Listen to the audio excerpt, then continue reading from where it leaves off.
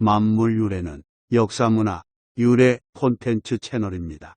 좋아요 및 구독은 더욱 알찬 영상 제작에 큰 힘이 됩니다. 전설야담, 계집종의 눈길 유혹, 임영수의 의협. 조선 중엽에 활동한 금오 임영수는 나이 17세 때인 1531년 진사가 되고 4년 후 문과에 급제한 후 빠른 속도로 승진한 인물입니다. 그는 유학자이면서도 장난기 있고 호방한 성품이라 여러 일화를 남겼습니다. 어느 날 한 친구가 신선을 만나보지 못해 안타깝다며 탄식했을 때 임영수가 위로의 말을 건넸습니다. 살다 보면 그럴 날이 오지 않겠는가. 며칠 후 그 친구는 산길을 걷다가 우연히 신선을 만났습니다. 멋진 수염을 쓰다듬으며 앉아있던 신선은 자신을 황홀한 눈으로 바라보는 나그네를 불러 술 한 잔을 따라주었고 사슴고기를 안주로 내주었습니다. 나그네는 신선에게 공손히 감사 인사를 드린 후 기쁜 마음으로 하산했습니다. 그 친구는 임영수를 만났을 때 신선과 조우했다며 자랑했습니다. 그러자 임영수는 빙그레 웃으며 그 신선은 바로 자신이었다고 밝혔습니다. 의외의 말에 깜짝 놀란 친구가 그럼 사슴고기와 술은 뭐였냐고 묻자 임영수가 이렇게 대답했습니다. 그건 육포와 내 오줌이었다네. 친구의 일정을 파악한 후 버린 임영수의 장난이었던 것입니다. 이처럼 임영수는 사생활에 있어서는 장난기가 넘쳤지만 공적인 업무 처리에 있어서는 강직했으며 의협심이 강한 면모를 보였습니다. 그가 과거 시험을 보기 위해 2명의 동적과 함께 말고피를 나란히 하고 상경했을 때의 일입니다. 동적은 같은 스승 아래서 함께 어울려 공부한 사람을 이르는 말입니다. 세 사람은 길을 가는 도중에 휘장을 내린 채 뒤따라오는 가마를 보았습니다. 가마를 따라 걷는 계집종은 18세 정도로 보였는데 얼굴이 잠옷 예뻤으며 따은 머리가 발뒤꿈치까지 내려와 아름답게 간들거렸습니다. 그 계집종은 가마를 따라 말 옆을 지나 앞질러 가면서는 고개를 돌려 임영수를 뒤돌아보았습니다. 계집종은 한 마장쯤 앞서가더니 또 뒤돌아보았습니다. 한 마장은 오리에서 십리 사이의 거리를 이루는 말이니 거리가 제법 멀어졌는데도 고개를 돌려 임영수를 바라본 것이었습니다. 두 동료가 웃으면서 말했습니다. 우리 세 사람 중 자네 용모가 유독 뛰어난 것도 아닌데 저 여자가 자네만 여러 번 돌아보면 무슨 까닭인가? 그건 나도 모르겠네. 임영수 역시 그 이유가 궁금했지만 알 수 없었기에 그냥 넘어가려 했습니다. 그런데 큰 마을에 당도하기 전 그 가마가 구불구불한 거리로 들어갔을 때 생각을 바꾼 임영수가 두 동료에게 말했습니다. 자네들 먼저 점사에 가서 기다리게. 나는 내일 날이 밝으면 뒤따라가겠네. 두 사람은 미소를 지었지만 우짓듯이 말했습니다. 사대부가 과거 길에 올랐다가 갑자기 한 계집에게 미혹되어 동행자를 버리고 중도에서 길을 바꿔 가다니 어찌 이런 일이 있을 수 있는가? 임영수는 그저 웃을 뿐 그에 대해 대꾸하지 않았으며 노비를 재촉하여 말을 몰아 가마를 뒤쫓았습니다.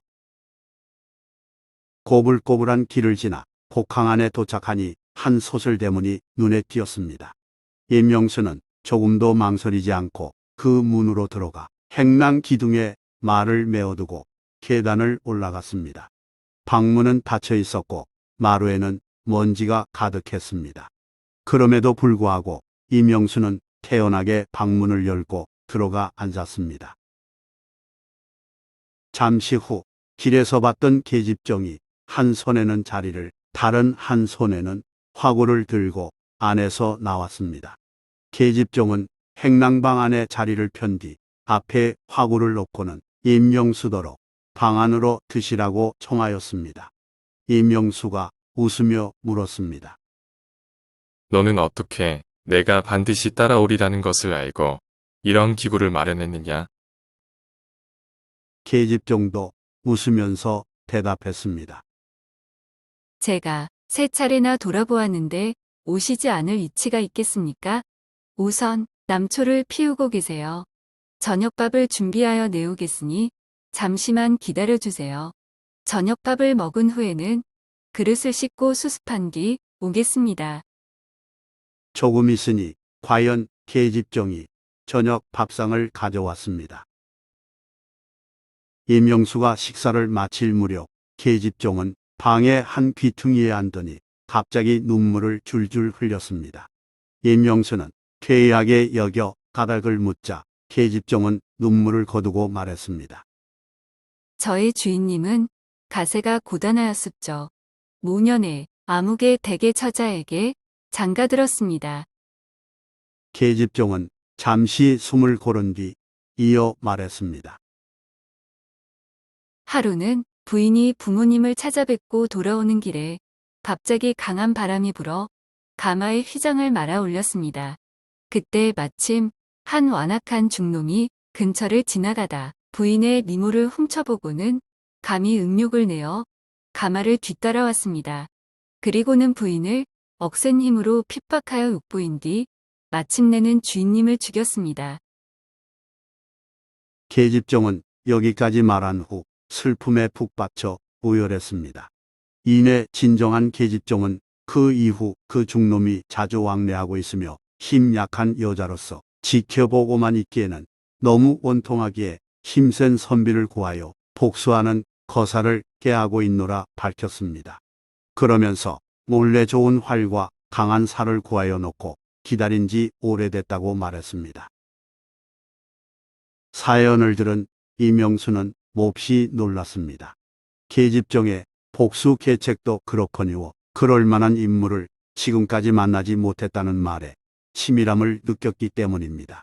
임영수는 세 사람이 함께 길을 가고 있었는데 무슨 연고로 자기만 돌아보았느냐고 물었습니다.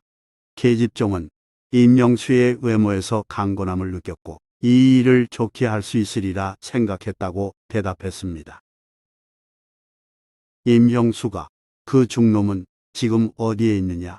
고 묻자 계집종은 방 안에서 부인과 더불어 희약질하고 있다고 대답했습니다. 희약질은 실없는 말로 농담하는 짓을 의미하는 말입니다. 분노를 느낀 임영수가 말했습니다. 내가 그놈을 처단해 주겠노라. 임영수는 즉시 활에 화살을 재고 계집종을 따라 안방 근처로 갔습니다. 임영수가 어두운 곳에 몸을 숨기고 엿보니 화촉을 밝혀놓은 방 안에서 중놈은 옷을 헤쳐 가슴팍을 드러낸 채 반쯤 술에 취하여 벽에 기대 앉아 있었습니다. 임영수가 활 시위를 끝까지 잡아당겨 힘을 다하여 쏘자 화살은 그 중에 가슴에 적중했습니다. 중놈은 뇌마디 소리를 크게 지르더니 그대로 바닥에 엎어져 죽었습니다. 임형수가 다시 화살을 재어 비명 지르며 바들바들 떨고 있는 부인을 쏘려고 하니 계집종이 말리며 말했습니다. 소행은 비록 괘씸하지만 저분 또한 저의 상전입니다. 그러니 제 손으로 죽이는 것은 옳지 않습니다. 스스로 죽도록 내버려 두고 이곳을 떠나시는 게 좋겠습니다. 임영수는 활쏘기를 멈추고 계집종과 함께 그곳을 나왔습니다. 이때 계집종이 말했습니다. 소인은 어르신의 행차를 따라가기 원하옵니다. 첩으로 삼으시든 종으로 삼으시든 오직 명령대로 따르겠나이다. 임영수가 그에 대해 대답하지 않고 급히 옷차림을 정리한 후 계집종과 함께 말을 타고 그 집을 떠났습니다. 말 타고 반 이쯤 지나자 계집종이 말했습니다. 제가 잊어버리고 온 일이 있나이다. 다시 그 집에 가서 불을 지르고 오겠습니다. 계집종은 말에서 내려 그리로 뛰어갔고 임영수는 말을 멈추고 기다렸습니다. 얼마 지나지 않아 그 집에서 화광이 일어나 연기와 불꽃이 하늘로 치솟는 모습이 보였습니다. 계집종은 곧 돌아왔고 두 사람은 말을 같이 타고 점사에 도착했습니다. 두 동료가 나와 임영수를 맞이하다가 데려온 여자를 보고 일책했습니다. 과거를 보고자 행차하면서 여자를 끼고 오다니 상서롭지 못함이 막대하네.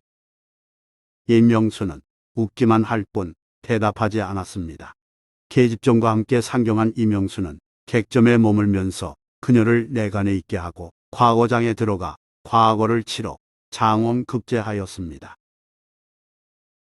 과거 합격 관행인 유가 3일 후 임영수는 계집종을 데리고 고향으로 돌아갔습니다. 임영수는 아내와 계집종을 서로 인사시킨 다음 아내에게 계집종에 관한 사연을 전부 말해주었으며 그녀에 관한 한 아내의 처분에 따르겠다고 말했습니다. 전말을 파악한 임영수 아내는 계집종의 처신에 크게 감탄했습니다. 아내는 계집종의 사람됨이 비천해 보이지 않는다며 임영수에게 첩으로 삼도록 허락해 주었습니다. 그녀는 온순무돈하고 공손한 성품에 머리가 총명하여 잡다한 집안일을 잘 처리했습니다. 하여 임영수 아내는 그녀를 좋아하게 됐고 서로 더불어 화평하고 즐겁게 지냈다고 합니다.